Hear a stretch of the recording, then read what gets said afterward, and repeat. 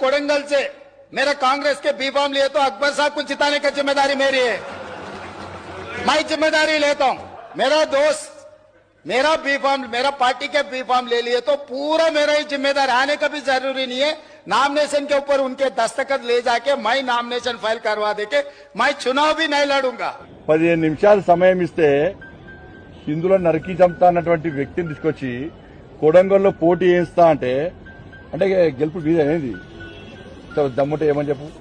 మేమందరం కూర్చొని నిర్ణయించుకొని, మా పార్టీని నిర్ణయించుకొని కొడంగల్లో గిట్లా అగ్రొద్దున వేసి పోటీ చేస్తే